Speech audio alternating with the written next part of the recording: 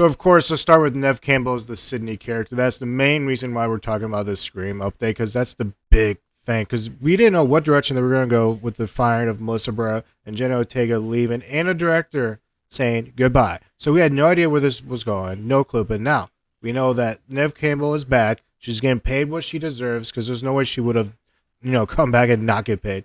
So she got what she wanted. Hopefully, she's also like an executive producer to get a nice little chunk of change, with the profits, because this movie is going to be a banger. We got all these people coming back. That's another thing. It's all Team Sydney or Team Melissa.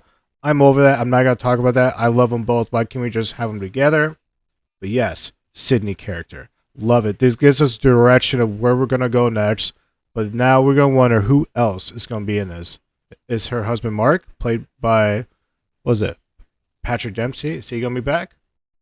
I wonder how much Neve Campbell is going to get screen time. Like, is she's the main character? Is she going to come in late? Is she going to be the opening scene? Is she going to get killed in this movie? I wonder if she, like someday she's going to get killed. There's no way she's going to be surviving all these attacks and not get killed.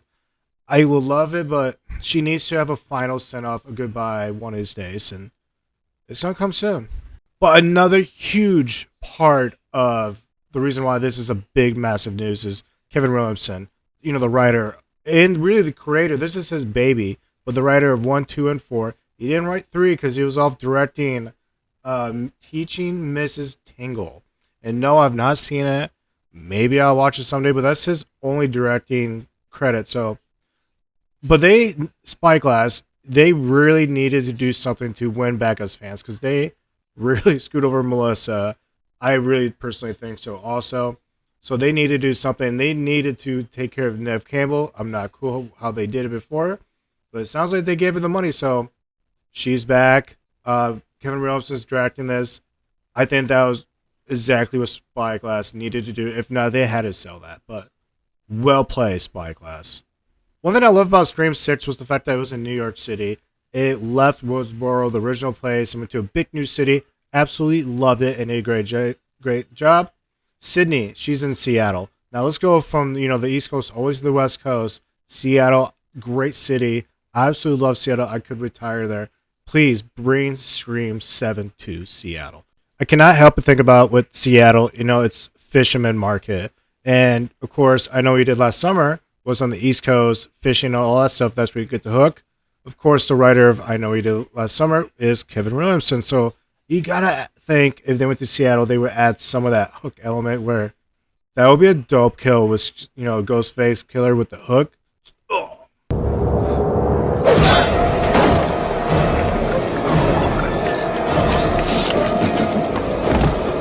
But my pitch on Scream 7, which makes perfect sense, and this is the way they should go. I think Mark is the killer from Scream 3. He's the second killer, but he's been in hiding this whole entire time, and he's the one in charge of 5 and 6 getting the cult started, and then he's going to be revealed as like the main thing. Scream 3 is just jumping at me, watching all this news. Scream 3 vibe is coming at me hardcore.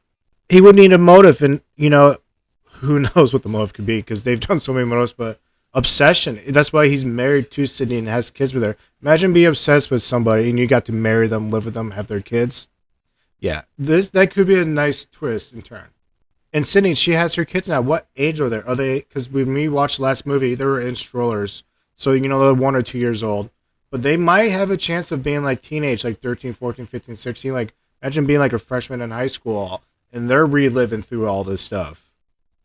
Courtney Cox, is she going to be coming back for the 7th movie? Because she's the only person, besides Roger Jackson, that does the voice. Courtney Cox is the only person to be in every single first 6 movies. Because Neve Campbell, she left 6. She would have been also in there, but she going to be coming back? I would assume so. The Core 4, baby. What are we going to do with the Core 4? Of course, Jenna Ortega, Melissa Barrera. There's half of them. They're not in it, so we have Chad and Mindy. I would not be surprised if they were in this. If not, imagine the opening scene kill was them two at their aunt's house. I mean, not their aunt's house, but their mom's house. Martha. We still haven't had an opening scene kill where the ghost face gets killed. It's always him dominating, getting away. I know who it is. But what if the Ghostface, like, say, attached Sydney and the kid in the opening scene, and Sydney kills Ghostface? Something like that. And I bet you we're going to see something like that for the opening scene. Do you think this is the right time to go back to Woodsboro? I still do not think so. I think we should expand outside the city for a couple more times and then come back to Woodsboro, but not right now. I think, like I said, Seattle, it's the spot to be. What if this is a killer that never gets revealed and gets away, leading to Scream 8? Like, this is part 1 and the next one's part 2. We have not had any of that yet. I think we're down. I'm cool with trying something like that. All right, that's the Stream 7 thoughts and all that stuff. So let me know what you guys think about this.